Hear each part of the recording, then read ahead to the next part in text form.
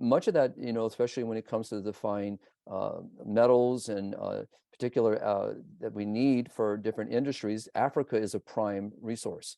And so by decreasing the population and decreasing the need they will have toward their natural resources, then we can have access to them. Don't want them to succeed with a large family. We don't want them to have large families because it's an indictment against, our values.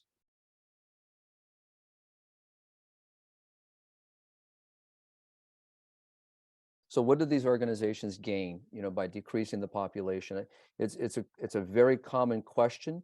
And the one thing that, we have seen, again, Dr. Brian Close, has been following, for all these many years, the ways these organizations work. And what we've seen is the access to the natural resources. So when you start looking at the Western world and its desire to continue to operate in its own way. So when you think of the way that the Western world lives, how do we maintain that lifestyle?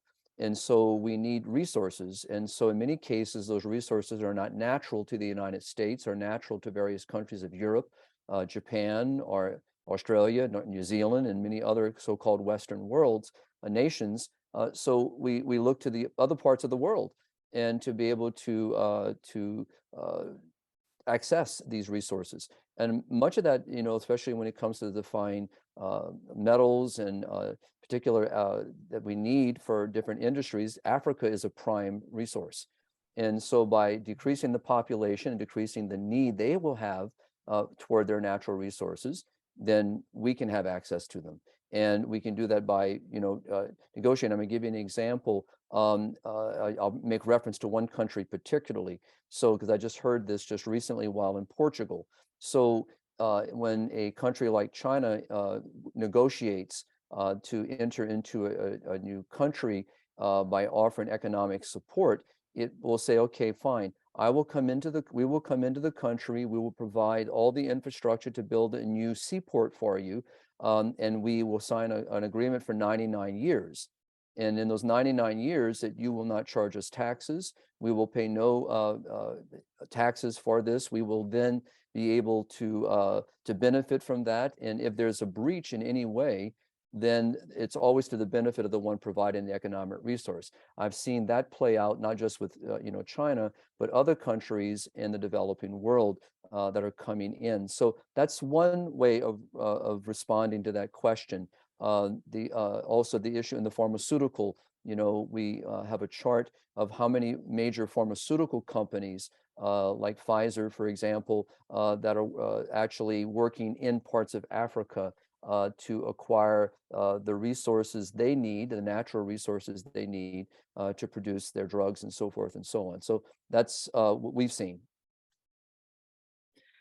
Yeah, I think too, there's just a disdain towards large families and towards families in general. And if places like Africa or Asia who support families, who have large families, are able to succeed and do that, that says something against against us. And so, we don't want them to succeed with a large family. We don't want them to have large families because it's an indictment against, our values. And if I could just add to that, with that disdain, really there is an issue of discrimination.